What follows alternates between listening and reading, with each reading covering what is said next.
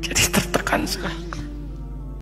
Mama itu telah menjual semua perhiasan dan pakaiannya untuk pendidikan kamu.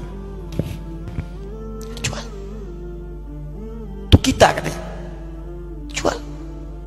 Dan bertahan dengan 150.000 per bulan saat krisis. Jadi rupanya ibu saya itu makan nasi sehari cuma sekali. Beliau mengajar. Di berangkat sekolah itu cuma makan pisang, minum kopi. Makan nasinya malam. Saya bilang, ya Allah, saya akan ganti baju ibu saya dengan kain ihram dan saya gandeng tangannya di Masjidil Haram. Saya katakan pada ibu saya, bahkan Allah akan turunkan saat di dunia. Ayah saya meninggal saat saya masuk pesantren. Dan baiknya saya rasakan luar biasa. Beliau mengajar di musalla kecil dulu, sekarang jadi masjid. Itu saya selalu dibawa. Beliau mengajar, saya tidur.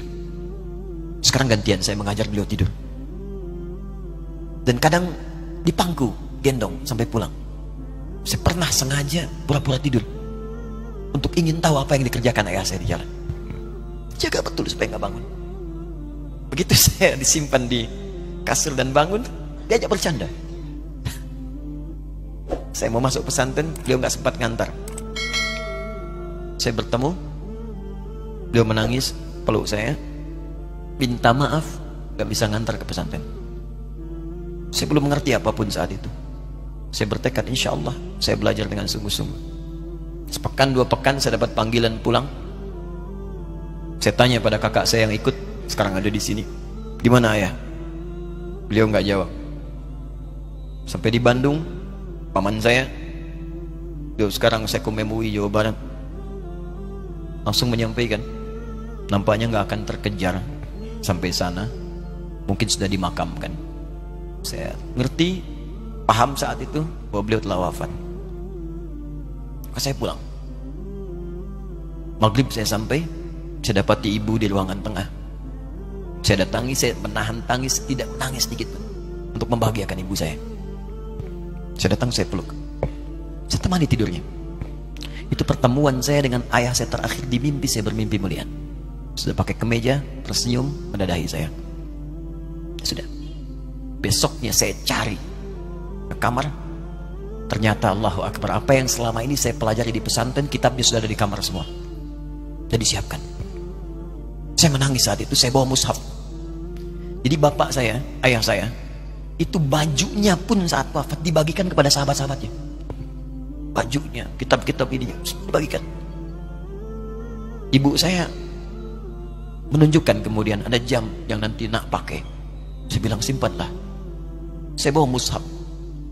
Dengan mushaf itu saya duduk di ruangan tengah, saya menghadap ke kiblat dan saya mohon kepada Allah, ya Allah, saya tak punya kemampuan lagi membahagiakan ayah saya saat hidup di dunia, tapi mohon jadikan setiap huruf dalam Al-Quran ini, ya Allah, pahalanya mengalir untuk ayah saya. Begitu saya bacakan saat itu, tak bisa saya berhenti. Dan tiba-tiba langsung masuk ayatnya, artinya, posisinya, nomornya. Gak pernah berhenti, masuk. Saya bertekad ingin berbuat baik. Puncaknya saya sekolah. Ibu, ya Allah, saya ingin berbakti pada ibunda saya. Anda tahu apa yang terjadi? Demi Allah saya katakan, ketika Anda bersabar. Ibu saya, Bu, Pak, itu krisis 97, Pak. Waktu krisis saya masuk pesantren, saya diberikan sempurna bekal seperti anak-anak lain. Rupanya ibu saya sudah tanya kepada santi-santi, orang tuanya, berapa bekal Anda kasihkan? Dikasih yang paling tinggi itu dikasihkan pada kami tiap bulan. Saya terima. Satu kali libur saya pulang dari jauh, ibu saya tersenyum melihat sedang jemur pakaian, melihat saya. Begitu saya tiba, kaget saya. Kok pakaian ibu saya, pakaiannya nggak cocok dipakai gitu. Ini bukan pakaian ibu saya, kayak kain pel lah kalau sekarang. Saya masuk ke rumah, saya kejar, saya buka pakaiannya, lemarinya, saya nggak temukan sedikit pun. Saya kejar kakak saya, dia sudah siapkan makan. Kak perempuan kami yang kedua, mana pakaian ibu saya? Perhatikan jawabannya. Dia menangis saat itu. Dia bilang, mama itu telah menjual semua perhiasan dan pakaiannya untuk pendidikan kamu. Jual. Untuk kita katanya. Jual. dan bertahan dengan 150.000 per bulan. Saat krisis. Jadi rupanya ibu saya itu makan nasi sehari cuma sekali. Beliau mengajar. Di berangkat sekolah itu cuma makan pisang, minum kopi. Makan nasinya malam. Saya bilang, ya Allah, saya akan ganti baju ibu saya dengan kain ihram dan saya gandeng tangannya di Masjidil Haram. Itu apa yang terjadi? Begitu saya kuliah di Libya, alhamdulillah, saya berangkat, saya mulai mengajar, saya serius belajar. Saat itu kemudian Allah mulai berikan jalan. Saya ingin sungguh-sungguh. Malam saya bangun, saya sholat, saya belajar, saya menghafal Quran, saya belajar riwayat Quran. Sampai puncaknya tiba. Saya ditugaskan pemerintah Indonesia saat itu untuk jadi petugas haji di Mekah. Saya telepon ibu saya. Saya bilang, Ma, saya insya Allah akan haji 2010. Saya telepon Februari saat itu. Saya dengar suara, terbayang wajahnya indah, senyuman, bahagia. Alhamdulillah, nak. Kapan berangkat? Tahun ini insya Allah. Saya bilang, dan saya tidak akan pernah berangkat kecuali mama pun akan berangkat. Terdengar nada pesimis tapi senyum. Dari mana katanya? Allah akan kasih, saya bilang. Saya sedang bekerja berusaha karena Allah. Mustahil Allah akan sia-siakan gitu. Berapa butuhnya? Porsinya 25 juta. Kapan harus ada? Bulan Juni. Ya, jadi dari Februari ke Juni itu. Ya, Juli bukan Juni, Juli. Ya, jadi saya masih ingat bulan 7 5 bulan itu. Saya ibu, Pak, nabung saya. Saya beli tabungan, saya niatkan untuk ibu saya haji. Bulan Juli masih setor 25 juta. Jadi semua tabungan masukin situ. Ada yang ngajar ngasih, masukin situ. Masukin semua. Tepat sepekan sebelum itu kemudian didaftarkan, saya buka tabungan. Allahu Akbar, karunia Allah luar biasa. Tadi butuh berapa? 25 juta. Begitu dibuka, Masya Allah, 1 juta. Karena beasiswa nggak banyak, 1 juta. Tapi 3 hari sebelum daftar, entah dari mana ibu-ibu pengajian di KBRI datang, Ustadz, ibu katanya mau haji juga ya, Ustadz mau haji ya, ibu ikut ya, sudah nggak usah dipikirin, nanti kami yang pikirkan semuanya. Tiba-tiba dikirim, bayar porsinya di sana, dapat koper paling besar. Bayangkan, tadinya kopernya belum datang, telepon lagi, nak, koper belum datang katanya. Saya bilang, Ma, tenang aja, apa hajinya nggak jelas ini? Tidak jelas, saya bilang, insya Allah. Ya, nah cuman beritanya berbeda. Begitu saya telepon lagi, Ma, gimana bisa? Nah, telah keluar pengumumannya. Kapan, Ma? 2013. Loh, kan saya haji 2010, nggak bisa, harus 2010. Lihat kalimat ibunda saya. Nah, jangan pernah mengambil hak orang lain. Allah kasih 2013, alhamdulillah.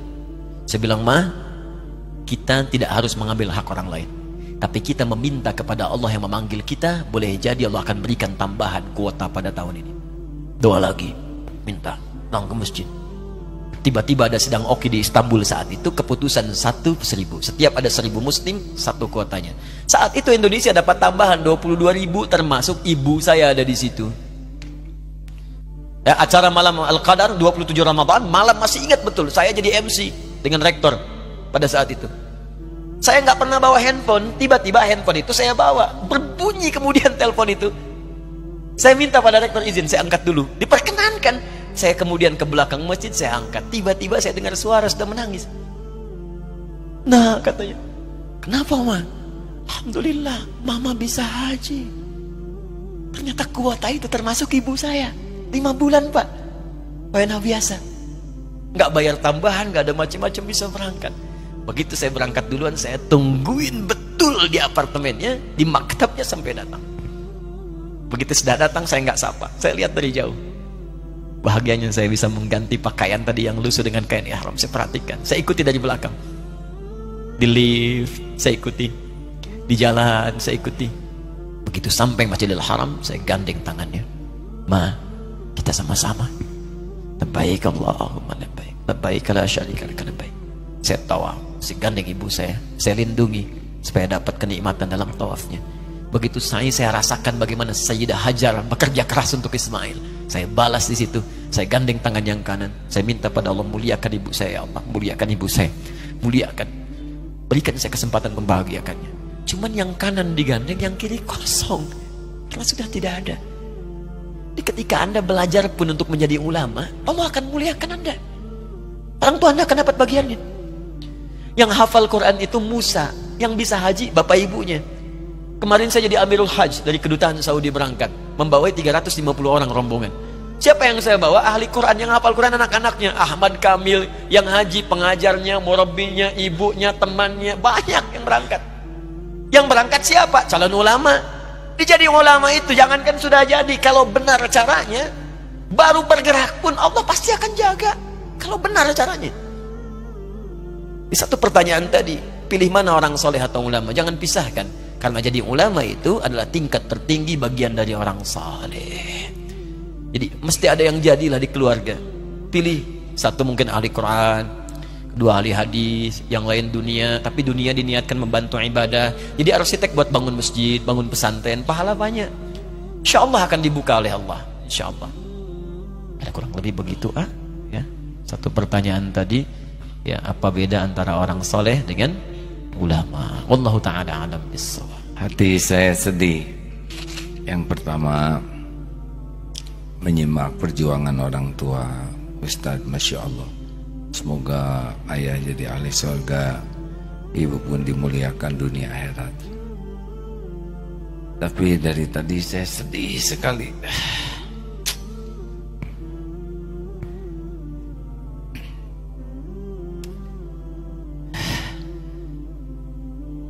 Mendengar uraian tentang ulama. Sejujurnya, rasanya